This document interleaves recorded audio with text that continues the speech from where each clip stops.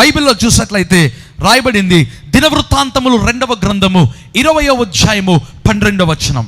మా దేవా, నీవు వారికి తీర్పు తీర్చవా? మా మీదికి వచ్చు ఈ గొప్ప సైన్యముతో యుద్ధము చేయుటకును మాకు శక్తి చాలదు, ఏమి చేయుటకును మాకు తోచదు, నీవే మాకు దిక్కని ప్రార్థన చేసి. చాలండి. ఎవరు ఈ ప్రార్థన చేస్తున్నారు దేవుని బిడ్డలారా? సామాన్యమైనటువంటి వ్యక్తి కాదు, యెహోషాపాతు అనేటువంటి రాజు చేస్తున్న బలమైన ప్రార్థన. బైబిల్ గ్రంథంలో శక్తివంతమైన ప్రార్థనల్లో ఇది ఒక ప్రార్థన అండి. యెహోషాపాతు ఏమంటున్నాడు తెలుసా? మా దేవా, నీవు వారికి తీర్పు తీర్చవా? ఈరోజు ఎంతమంది ఇటువంటి ప్రార్థన చేస్తున్నారు? నా దేవా, వారికి నీవు తీర్పు తీర్చవా? నీవు ఎప్పుడు తీర్పు తీరుస్తావు ప్రభువా? బైబిల్లో చూసినట్లయితే యెహోషాపాతు ఏమంటున్నాడు తెలుసా?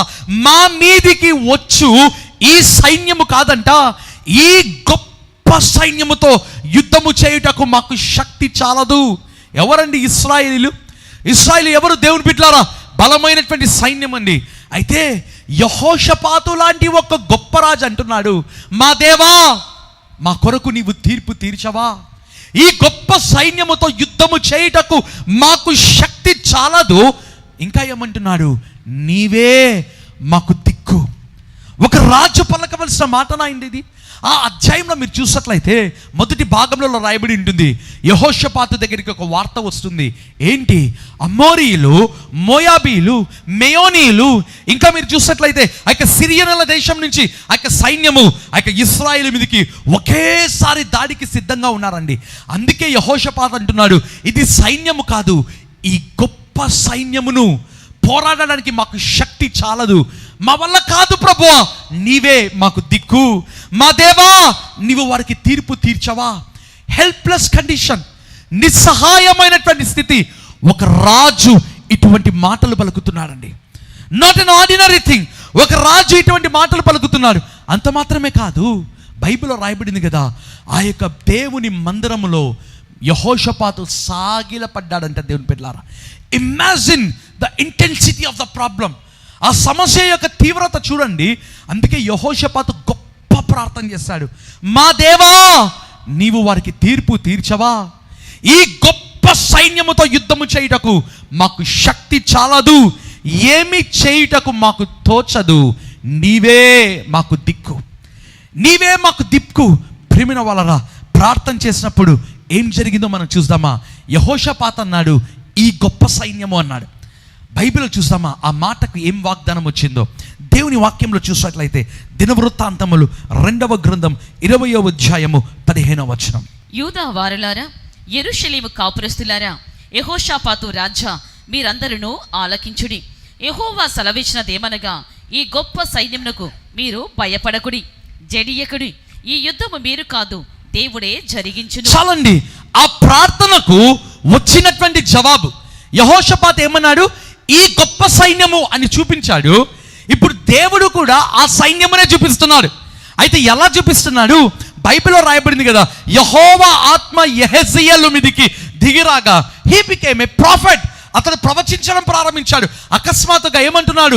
యూదా వారలారా, యెరూషలేము వారలారా, యెహోషాపాతు రాజా అడ్రస్ చేస్తున్నాడండి. అంతవరకు యెహెజ్కేలు ఎవరో ఎవరికి తెలియదు. అయితే అకస్మాత్తుగా దేవుని ఆత్మ రాగా ఏ గొప్ప సైన్యమును చూసి యెహోషాపాతు భయపడ్డాడు, ఈ గొప్ప సైన్యము అని దేవునికి చూపించాడు కదా. యెహెజ్కేలు అంటున్నాడు, ఓ యెహోషాపాతు రాజా, ఈ గొప్ప సైన్యమునకు మీరు భయపడకుడి, జడియకుడి. యుద్ధము మీరు కాదు, దేవుడే జరిగించును. యుద్ధము మీరు కాదు, దేవుడే జరిగించును. చాలా మంది ఈ ఒక్క మాటను పట్టుకొని ఉంటారు. యుద్ధము దేవుడే జరిగిస్తాడంట, మనం హ్యాపీగా కూర్చొని ఉందాం. కాదు దేవుని బిడ్డలారా, బైబిల్లో చూసినట్లయితే వారు యుద్ధ పంక్తులు తీర్చిరి అనే మాట కనిపిస్తుంది. బైబిల్లో చూసినట్లయితే వారు యుద్ధ పంక్తులు తీర్చిరి అనేటువంటి మాట మరి కనిపించడం ప్రారంభిస్తుంది. దేవుని బిడ్డలారా, చాలా సందర్భాలలో యుద్ధము యెహోవాదే ఒక మాటను పట్టుకొని చాలా సందర్భాలలో సోమరులుగా మారిపోతుంటాం. చాలా సందర్భాలలో మనం పట్టించుకోమండి. అయితే మొదటిగా మనం చూసాము మోషే ప్రార్థించాడు. రెండవదిగా మనం చూసాము బైబిల్లో రాయబడింది యెహోషాపాతు ప్రార్థన చేశాడు. ముందు భాగంలో మనం చూసాము దావీదు ప్రార్థన చేశాడు. ఏంటి? నీ పక్షమున దేవుడు యుద్ధము చేయాలంటే మొదటగా నీవు ప్రార్థన చేయడం ప్రారంభించాలి. రెండవ భాగంలోనికి వస్తామా? దినవృత్తాంతములు 2వ గ్రంథం 20వ అధ్యాయము 20వ వచనం చదువుకుందామా. దినవృత్తాంతములు 2:20. యెహోషాపాతు నిలవబడి, యూదా వారులారా, యెరూషలేము కాపురస్తులారా, నా మాట వినుడి. మీ దేవుడైన యెహోవాను నమ్ముకొనుడి, అప్పుడు మీరు స్థిరపరచబడుదురు. ఆయన ప్రవక్తలను నమ్ముకొనుడి, అప్పుడు మీరు కృతార్థులగుదురని చెప్పెను. చాలండి, ఈ భాగంలో చూసినట్లయితే జాగ్రత్తగా చూద్దామా. యెహోషాపాతు ఏమంటున్నాడు? యూదా వారలారా, యెరూషలేము వారలారా, నా మాట వినండి. ఆ మాట చూడండి, నా మాట వినండి. ఇంతకుముందు ఇటువంటి మాటలు మాట్లాడలేదు యెహోషాపాతు. ఆ సైన్యమును చూసి భయపడ్డాడు మొదటగా. ఆ తర్వాత దేవుని ప్రవక్త నుంచి వాగ్దానము పొందుకున్నాడు. ఇప్పుడు అంటున్నటువంటి మాట, నా మాట వినండి. ఏ మాట పలుకుతున్నాడు? నన్ను నమ్ముకొనండి అనట్లేదు, లేదా మన సైన్యమును నమ్ముకొనండి అనట్లేదు. ఏమంటున్నాడు? మీ దేవుడైన యెహోవాను మొదటగా మీరు నమ్ముకొనండి. నమ్ముకుంటే ఏమవుతుందంట? మీరు స్థిరపరచబడతారు. రెండవదిగా అంటున్నాడు, ఆయన ప్రవక్తలను మీరు నమ్ముకొనండి. దేవుడు మీ పక్షమున యుద్ధము చేయాలి అంటే ఫస్ట్ బిలీవ్ ఇన్ గాడ్. మొదటిగా దేవుని నమ్ముకొనండి, అప్పుడు మీరు స్థిరపరచబడుదురు. రెండవదిగా ఆయన ప్రవక్తలను నమ్ముకొనుండి, అప్పుడు మీరు కృతజ్ఞులగుదురు. బైబిల్లో రాయబడినటువంటి మాట, believe in God so that you shall be established. Believe in profits, you shawl prosper. Believe in God, you shall be established. Believe in profits, you shawl prosper. ప్రతి ఒక్కరిని నమ్మడం కాదండి, ప్రతి ఒక్క ప్రవక్త నమ్మడం కాదు. దేవుని బిడ్డలారా, జాగ్రత్తగా మాట్లాడదామా. యెహోషాపాతు ఎవరిని గురించి చెప్తున్నాడు? యెహెజ్కేలు. యెహెజ్కేలు ఎందుకు ప్రవక్త అయ్యాడు? యెహోవా ఆత్మ అతని మీదకి వచ్చింది. ఎందుకు యెహోవా ఆత్మ అతని మీదకి వచ్చింది? అనేక దినములు వాళ్ళు ప్రార్థన చేశారు. దేవుని బిడ్డలారా, ఉపవాస దినములు ప్రార్థన చేశారు. Everybody is not a prophet. బైబిల్లో రాయబడింది కదా, ఆయన ప్రవక్తలను నమ్ముకొనండి అంటే ఎవరి మీదైతే దేవుని ఆత్మ ఉందో వారిని నమ్ముకొనండి. ఎవరైతే దేవుని సన్నిధిలో నుంచి బయటికి వచ్చారో వారిని నమ్ముకొనండి, అప్పుడు దేవుడు మీ పక్షమున యుద్ధము చేస్తాడు. 3వ భాగంలోనికి వస్తామా. దినవృత్తాంతములు 2వ గ్రంథం 20వ అధ్యాయము 22వ వచనం. వారు పాడుటకును స్తుతించుటకును మొదలు పెట్టగా, యెహోవా యూదా వారి మీదకి వచ్చిన అమోనీయుల మీదను, మోయాబీయుల మీదను, షెయ్యూరు మన్యవాసుల మీదను మాటుగాండ్రను పెట్టెను గనుక వారు హతులైరి. చాలండి, చూస్తామా 3వదిగా ఏం జరిగిందో. ప్రార్థన అయిపోయింది. రెండవదిగా ప్రవక్తలను దేవుని నమ్ముకొనమని యెహోషాపాతు చెప్పాడు. 3వది చాలా ప్రాముఖ్యమైన విషయం. బైబిల్లో రాయబడింది కదా, వారు పాడుటకు స్తుతించుటకు మొదలు పెట్టగా. ప్రిమిన వలన one army versus multiple armies. ఒక సైన్యము వర్సెస్ అనేకమైనటువంటి సైన్యములు. ఇటువైపు ఇశ్రాయేలు దేశము ఒక్క యెహోషాపాతు రాజే. అయితే అటువైపు అమ్మోనీయులు, మోయాబీయులు, మెయోనీయులు, షేయరు మన్య నివాసులు. మరి బైబిల్లో చూసినట్లయితే సిరియనుల నుంచి వచ్చినటువంటి వాళ్ళు. ఇటువైపు ఒక్క యెహోషాపాతు, అయితే అటువైపు అనేక మంది రాజులు. ఇది సాధ్యమేనా అండి? ఒక దేశముకు మధ్య యుద్ధము జరుగుతుంది, కానీ ఒక దేశము మీదికి అనేకమైన దేశములు వస్తే ఆ దేశము ఉంటుందా దేవుని బిడ్డలారా? అయితే ఒక సీక్రెట్ ఇక్కడ ఉంది. ఏంటి? ప్రార్థన తర్వాత, ఆయన ప్రవక్తలను ఆయన నమ్ముకున్న తర్వాత, 3వదిగా పాడుటకు స్తుతించుటకు మొదలు పెట్టడం ప్రారంభించాడు. They began to praise and worship the Lord. వారు పాటలు పాడటము, స్తుతించడం ప్రారంభించాడు. There is power in praising and worshipping the Lord. ప్రభువుని స్తుతించడంలో, ఆరాధించడంలో బలమైన శక్తి ఉంది దేవుని బిడ్డలారా. చాలా సందర్భాలలో దేవుని బిడ్డలకు ప్రార్థన ఉంటే వాక్యము చదవరు, స్తుతి ఆరాధన ఉండదు. లేదా కొంతమంది ఉత్త వాక్యమే చదువుతుంటారు, వారికి ప్రార్థన ఉండదు, స్తుతి ఆరాధన ఉండదు.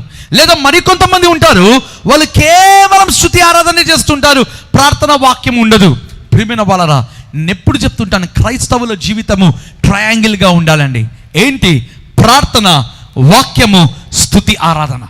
ఈ 3 ఉంటేనే నీ క్రైస్తవ జీవితము పరిపూర్ణమైన జీవితము. ఏ ఒక్కటి లేకపోయినా నీ క్రిస్టియన్ లైఫ్ స్టైల్ అనేటువంటిది ఇన్కంప్లీట్ దేవుని బిడ్డలారా. ఈరోజు ప్రభు మనతో మాట్లాడుతున్నటువంటి మాట, మొదటగా నీవు ప్రార్థించాలి. దావీదు అన్నాడు, నాతో వ్యాజ్యమాడు వారితో వ్యాజ్యమాడు ప్రభువా, నాతో పోరాడు వారితో పోరాడము. ఆ తర్వాత మోషేతో దేవుడు అన్నాడు, మోషే నీవెన్నాళ్ళు నువ్వు ప్రార్థిస్తావు అంటే అర్థం ఏంటిది? అంతవరకు మోషే ప్రార్థిస్తున్నాడండి. మూడవదిగా మనం ధ్యానించుకున్నాము, యెహోషాపాతు అన్నాడు, మా దేవా వారికి న్యాయము తీర్చవా, ఈ గొప్ప సైన్యమును ఎదిరించటకు మాకు శక్తి చాలదు, ఏమి చేయాలో ఒక రాజుగా నాకు తోచట్లేదు. బైబిల్ చూసినట్లయితే నీవే మాకు దిక్కు అని ప్రార్థన చేశాను యెహోషాపాతు. ఆ తర్వాత చూసినట్లయితే వాళ్ళు దేవుని ప్రవక్తలను నమ్ముకున్నారంట. చివరిగా వారందరూ పాటలు పాడుటకు, స్తుతించుటకు మొదలు పెట్టడం ప్రారంభించారు.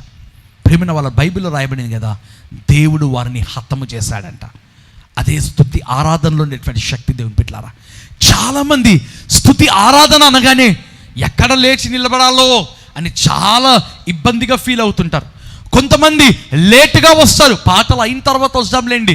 కొంతమంది ఉంటారు కేవలం వాక్యం ఉంటే సరిపోతుంది కదండి. మరి కొంతమంది ఉంటారు చివరి ప్రార్థన ఆశీర్వాదాలకు వచ్చేటువంటి మరి ఒక గుంపు ఉంటారు. దేవుని బిడ్డలారా, నీవు స్తుతి ఆరాధనలో ఉండే శక్తి నువ్వు తెలుసుకుంటే నీ జీవితంలో నీతో యుద్ధము చేయవారితో ఆయనే యుద్ధము చేస్తాడు. ఈరోజు 3 keys నేను ఇచ్చానండి. దేవుడు మీ పక్షమున యుద్ధము చేయాలంటే మీ వంతు ఏంటి, మీరేం చేయాలి అనేటువంటి సందేశం ప్రభు మీతో మాట్లాడినగా తలలు వంచినట్లయితే మీ కొరకు ప్రార్థన చేస్తాను. ప్రతి ఒక్కరం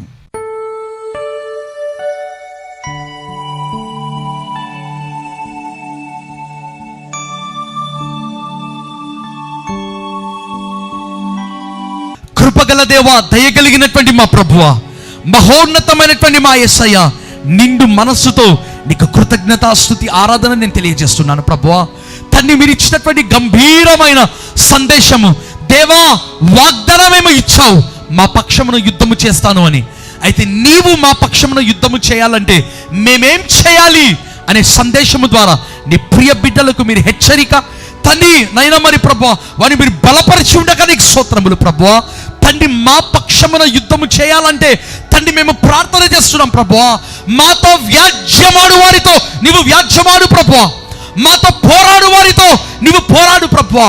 మా శత్రువులకు వ్యతిరేకంగా నీవు కేడమును డాలును పట్టుకొని, దావీదు చేసిన ప్రార్థన నేను చేస్తున్నాను ప్రభువా. కేడమును డాలును పట్టుకొని నీవు నిలవబడు ప్రభువా. నీ ఈట పట్టుకొని వారిని ఆపమని అడుగుతున్నాను ప్రభువా. మా శత్రువులకు అవమానము సిగ్గును మీరు కలగజేయమని ప్రార్థన చేస్తున్నాను ప్రభువా. తండ్రి నీకు స్తోత్రము ప్రభువా. ఒకవేళ మా జీవితంలో నీ ప్రియ బిడ్డల జీవితంలో భరించలేని సమస్య ఉంటే నాయన తండ్రి మా పక్షమున వారికి తీర్పు తీర్చవా తండ్రి. ఆ యొక్క యెహోషాపాతు చేసిన ప్రార్థన నీ సేవకునిగా నేను చేస్తున్నాను ప్రభువా. మా పక్షమున నీవు వారికి తీర్పు తీర్చవా, మా శత్రువులకు తీర్పు తీర్చవా ప్రభా. ప్రార్థన చేస్తున్నాను అయ్యా తండ్రి. ఈ గొప్ప సైన్యమును సమస్యను ఎదిరించుటకు మాకు శక్తి చాలదు, ఏమి చేయాలో మాకు తోచట్లేదు ప్రభువా. తండ్రి నీవే మాకు దిక్కు అని యెహోషాపాతులాగా మేము కూడా ప్రార్థన చేస్తున్నామయ్యా. దయచేసి కృపను కనపరచండి తండ్రి. నీకు స్తోత్రం. బలమైన రీతిలో నీ బిడ్డలతో మాట్లాడండి, మిగుల బలమైన రీతిలో నీ బిడ్డలతో మీరు మాట్లాడండి ప్రభువా. తండ్రి శ్రేష్టమైన సందేశము ద్వారా నీ బిడ్డలతో మీరు మాట్లాడినందుకు నీకు స్తోత్రములు ప్రభువా. ఎవరైతే ఈ పరిచర్యను ప్రేమించి వారి కానుకలు ఇస్తున్నారు, సమృద్ధి అయినటువంటి దీవెనలు వారికి దయచేయండి. వారి చేతి పనులు అన్నిటిని దీవించండి. వారి పక్షమున మీరు యుద్ధము చేయండి ప్రభువా. తండ్రి నీకు కృతజ్ఞత స్తుతి ఆరాధన నేను తెలియజేసుకుంటూ ప్రభు యేసు నామమున ప్రార్థించి వేడుకుంటున్నాను మా ప్రియ పరలోకపు తండ్రి. ఆమేన్, ఆమేన్.